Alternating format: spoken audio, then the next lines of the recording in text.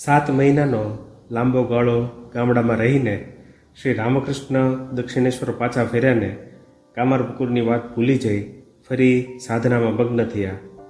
પણ સાધના કાળના અંતમાં એમની તબિયત વધારે ખરાબ થવા લાગી.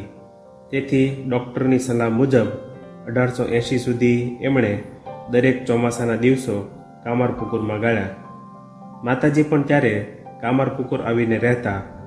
આ લાંબા સમય દરમિયાન માતાજી કેટલી વાર સાસરે આવીને રહ્યા અને ત્યાં શું શું બન્યું એ વિશે કાંઈ જાણી શકાતું નથી. વળી માતાજી તથા બીજાઓ પાસેથી જે 2-4 પ્રસંગો વિશે જાણવા મળે છે તેનો પણ ચોક્કસ સમય કહી શકાતો નથી. તેથી અમો પણ સમયનો નિર્દેશ કર્યા વિના કેટલીક ઘટનાઓનો ઉલ્લેખ કર્યા પછી ભૈરવી બ્રાહ્મણીના પ્રસંગો ફરીથી શરૂ કરીશું. 13 વર્ષની ઉંમરે માતાજી જ્યારે કામારપુકુરમાં હતા ત્યારે ત્યાં એક અલૌકિક બનાવ બન્યો હતો. તે વિશે ભક્તોએ એમની પાસેથી આ પ્રમાણે સાંભળ્યું છે. ગામડાનો રસ્તો અને બીજાઓના ઘરો વટાવીને વિશાળ હાલદાર પુકુરમાં નહાવા જતા એમને બીક લાગતી. તે વખતે બંગાળમાં આબરૂદાર ઘરની સ્ત્રીઓ ખાસ કરીને એકલી છોડતી બહાર જઈ શકતી નહોતી. ખડકીનો દરવાજો ખોલી બહાર જતા એમને વિચાર આવતો, હું તો નવી વહુ છું, એકલી કેવી રીતે નાહવા જાઉં? એમ વિચારતા હતા ત્યાં એમણે જોયું કે 8 છોકરીઓ આવે છે. એમ કહેવાય છે કે તેઓ જગદંબાની 8 સખીઓ હતી. તેથી તેઓએ પણ ચાલવા માંડ્યું. આમાંની 4 છોકરીઓ એમની આગળ ને 4 છોકરીઓ એમની પાછળ ચાલવા લાગી.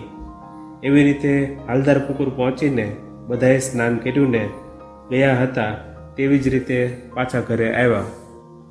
જેટલા દિવસ માતાજી ત્યાં હતા ત્યાં સુધી દરરોજ આમ બનતું. ઘણીવાર એમને વિચાર આવતો કે આ છોકરીઓ કોણ હશે? બરાબર નાહવા જતી વખતે જ રોજ આવે છે. પણ તેમને કાંઈ સમજ પડી નહીં અને એમણે તેઓને કંઈ પૂછ્યું પણ નહીં. જયરામવાટીમાં ગરીબાઈ અને અનેક ઘરકામોની ભીસમાં પણ માતાજીનો અક્ષર જ્ઞાન મેળવવાનો ખૂબ આગ્રહ હતો. એ વિશે અગાઉ જણાવ્યું છે. તે જમાનામાં શ્રીમંત ને ઉચ્ચ વર્ણના કુટુંબોમાં પણ દીકરીઓને જાજુ શિક્ષણ આપવામાં કોઈ માનતું નહીં. તેથી માતાજીની અક્ષર જ્ઞાનની તીવ્ર ઈચ્છા નાબૂદ ન થઈ, ઉલટી પ્રબળ થતી ગઈ એ જોઈ વધારે નવાઈ લાગે છે. માતાજીએ પછીથી કહેલું કે કામારપુકુરમાં લક્ષ્મીને શ્રી રામકૃષ્ણના મોટા ભાઈ રામેશ્વરની દીકરી હું બાળપોથી વાંચતા. આણે જ હૃદયે ત્યારે ચોપડી જૂટવી લીધી અને કહ્યું કે છોકરીઓએ લખતા વાંચતા શીખીને શું કરવું છે? આખરે શું નાટકને વાર્તાઓ વાંચવી છે? લક્ષ્મી તો ઘરની દીકરી એટલે એને એની ચોપડી મૂકી ન દીધી.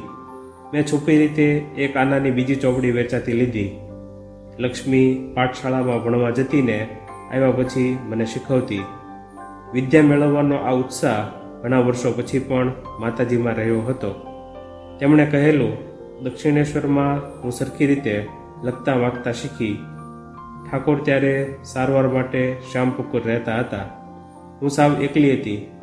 ભવ મુખર્જીની એક દીકરી રોજ નાહવા આવતી. વચ્ચે વચ્ચે તે ઘણો સમય મારી પાસે ગાળતી. મારી પાસે પાઠ વંચાવતી ને પ્રશ્નો પૂછતી. બગીચામાંથી જે કંઈ શાકભાજી મને આપી જતા તેમાંથી હું એને ખૂબ ખૂબ આપતી. આ અભ્યાસને પરિણામે માતાજી રામાયણ જેવા પુસ્તકો વાંચી શકતા પણ ખાસ લખી શકતા ન હતા. પાછલી અવસ્થામાં તેઓ પોતાની સહી પણ કરી શકતા નહીં.